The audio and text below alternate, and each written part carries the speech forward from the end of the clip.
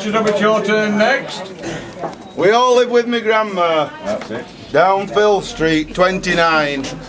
A grubby little back-to-back at side at railway line. With canal at one end at street and t'other at factory wall. Some folks said it were a wonder we could leave our street at all. Me grandma were a character, you never see them now. And all the family worshipped her, she were a proper sacred cow. She were full of old world values, she were full of Yorkshire grit. She were always full of loving and always full of wit. Who brought up 14 kids and 7 grandkids I recall. And once us up to case of stout. Aye, and she broke that up and all. There were 7 of us had to share a bed, but we was lucky then. When our Eileen started courting, why, it was sometimes up to 10. I never had a dummy, had to suck our Arthur's feet. And if we'd mushy pays for supper, why, we ended up in street. I still recall the fun we had at home on Christmas Day, sitting round the old piano, wishing that one of us could play. Our George played tunes on knocked off spoons and sang with our Veronica.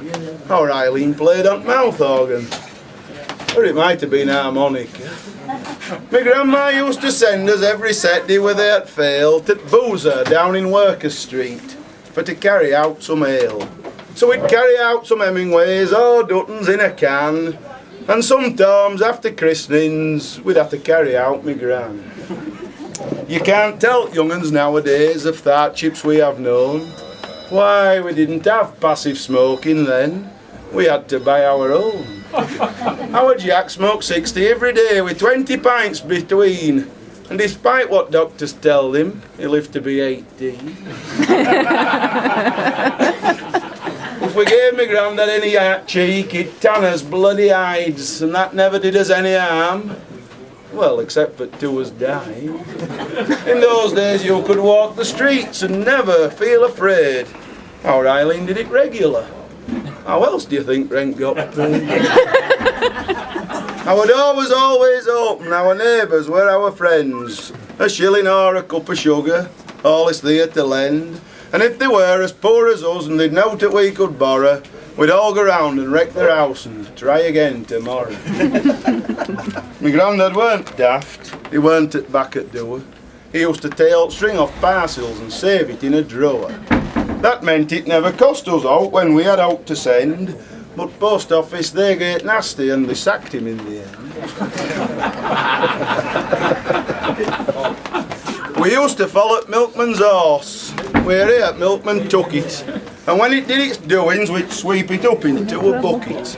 My grandad used to put it on his rhubarb for to force it, but we all stuck to custard, who wants pie at taste of horse shit.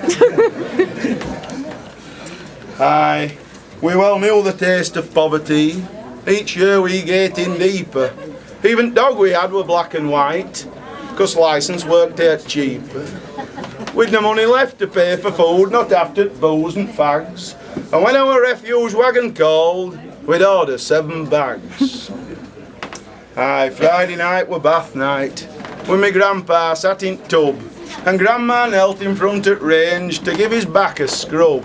Now bathing were a luxury, and as each penny had to matter, well, sometimes as a special treat, who'd even put in some water. My grandad, he's not with us now. He's left this life of pain. He gave 8 draws on treble chance and he's buggered off to Spain. But grandma still watches over us, of that you can be certain, for her lives in Thigh-Rise over at road and her watches us through curtains. So they pulled down all the houses and they pulled down all 29. They pulled down our Eileen's knickers, they were still hanging on the line. It's just a pile of rubble now, no plaque to mark the spot. And if they'd left it up to me, I'd have bombed the chuffing lot.